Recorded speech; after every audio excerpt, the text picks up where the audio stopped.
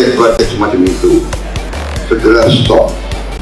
Kalau tidak stop, ya lihat saja apa yang terjadi. Kita harus kasih peringatan dulu. Ya.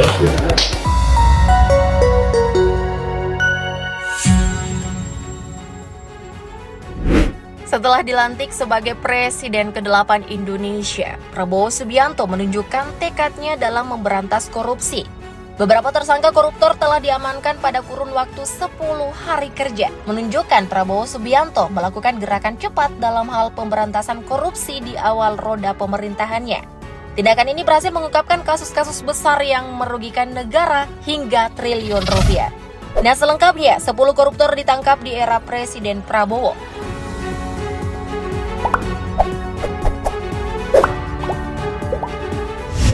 Kita mulai dari kasus ex-Menteri Perdagangan masa kerja 2015-2016 di era Presiden Jokowi. Thomas Trikasih Lembong, atau yang lebih akrab dikenal sebagai Tom Lembong, telah ditetapkan sebagai tersangka dan telah ditahan dalam kasus korupsi impor gula pada tahun 2015 kala dirinya menjabat sebagai Menteri Perdagangan. Kejaksaan Agung menilai Tom Lembong bersalah karena membuka keran impor gula kristal putih di saat stok gula dalam negeri mencukupi. Kejagung pun menyebut izin impor tersebut diberikan kepada pihak swasta, sementara keputusan Menteri Perdagangan nomor 527 tahun 2004 mengatur bahwa hanya BUMN yang bisa mengimpor gula kristal putih. Nah, Kejagung menduga perbuatan Tom Lembong ini menyebabkan kerugian negara senilai 400 miliar rupiah. Kasus korupsi berikutnya ada anggota DPRD Solo yang baru dilantik periode 2024-2029, yakni Kevin Fabiano. Kader PDI Perjuangan ini terjerat kasus korupsi dana hibah Nasional Paralimpik Komite Indonesia atau NPCI. Nah, kasus tersebut terjadi kala Kevin masih berstatus sebagai pelatih atletik di NPCI Jawa Barat pada tahun 2021-2023. Adapun modus pencurian uang yang dilakukan oleh Kevin, yakni berupa markup, LPJ fiktif, sampai pemotongan anggaran dari dana hibah NPCI Jabar 2021-2023 dengan total mencapai 122 miliar rupiah.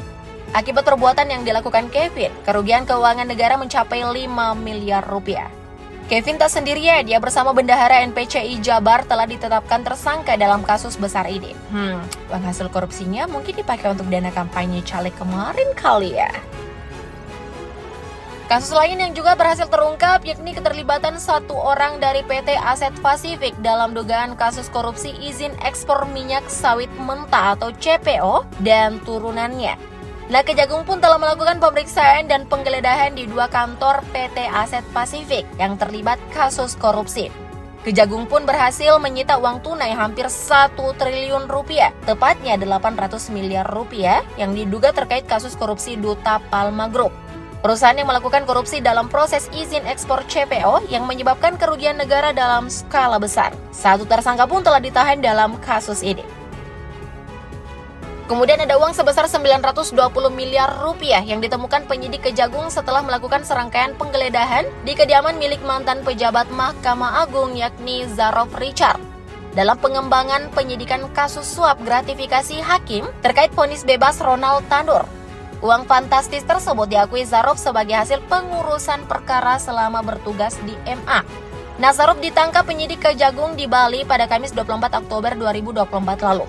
Ia awalnya diusut dalam keterlibatan permufakatan jahat terkait pengurusan vonis kasasi Ronald Tanur. Kejagung juga telah menangkap 3 hakim pengadilan negeri Surabaya, yakni Hakim Ketua Erin Tua Damanik, Heru Hanindyo, dan Mangapul, serta pengacara Ronald Tanur, Lisa Rahmat, sebagai tersangka dalam kasus dugaan suap terkait vonis bebas Ronald Tanur.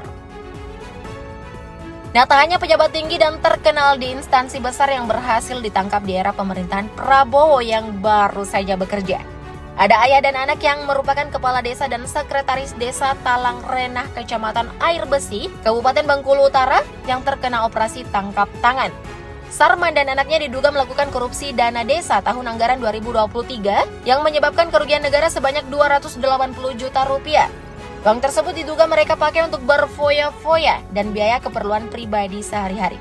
Sekarang ayah dan anak ini mendekam di sel tahanan Polres Bengkulu Utara. Untuk pengolahan dana desa, isu ini sudah lazim ya guys, dan Pak Prabowo harus tegas membabat yang lain. Tak luput dari peradilan, ada 12 orang yang ditetapkan sebagai tersangka dalam kasus dugaan korupsi terkait pengadaan lahan untuk proyek pembangunan tol Padang Pekanbaru. Kejaksaan Tinggi Sumatera Barat berhasil menahan 11 tersangka, sementara satu tersangka lainnya meninggal dunia setelah ditemukan tewas tergantung di hutan Parit Malintang, Padang Pariaman. Sebelumnya diketahui si tersangka tersebut pernah berusaha bunuh diri, tetapi upayanya tak berhasil. Lalu salah satu tersangka kunci adalah mantan Kepala Kantor Wilayah Badan Pertanahan Nasional atau Kekanwil BPN, Sumbar, berinisial SF, dalam dugaan kasus korupsi tol Jilid 2 tersebut. Mantan Kekanwil BPN ini menjadi aktor utama sebagai ketua pelaksana pengadaan tanah. Nah, kasus korupsi ini adalah kegiatan ganti rugi lahan untuk jalan tol Pekanbaru Padang di atas lahan Taman Keanekaragaman Hayati milik pemerintah kabupaten atau Pemkab Padang Pariaman tahun 2020-2021. Padahal sudah ada pemberitahuan dari asisten 3 pemerintah kabupaten setempat yang menyatakan bahwa tanah yang bakal diganti rugi adalah aset pemerintah daerah, bukan milik orang per orang. Memang jiwa korup yang lagi meronta-ronta ya guys. Nah, adapun kerugian negara ditaksir mencapai 27 miliar rupiah sesuai audit BPKP perwakilan Sumbar, serta memperkaya 10 orang penerima ganti rugi sebesar kurang lebih 9 miliar rupiah. Selanjutnya ada kasus korupsi yang dilakukan oleh Kepala Yayasan Pendidikan Non-Formal Pusat Kegiatan Belajar Masyarakat atau PKBM di Kabupaten Tulang Bawang, Lampung. Tersangka bernama Paijo yang menjadi Kepala Yayasan PKBM Raden Intan.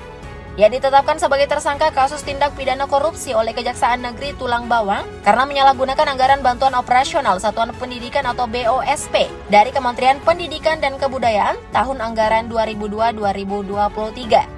Nah, modus tersangka yakni dengan cara pengadaan tutor atau pengajar secara fiktif, pemotongan honor tutor yang berada di PKBM, pembelanjaan yang tidak direalisasikan atau fiktif, dan melakukan markup pembelanjaan kebutuhan PKBM. Akibat tindakan bejatnya, negara mengalami kerugian sebesar 717 juta rupiah dari total seluruh anggaran 1 miliar rupiah. Berikutnya ada petinggi PT Waskita Karya Persero Tbk yang ditetapkan sebagai tersangka kasus korupsi Light Rail Transit atau LRT Sumatera Selatan.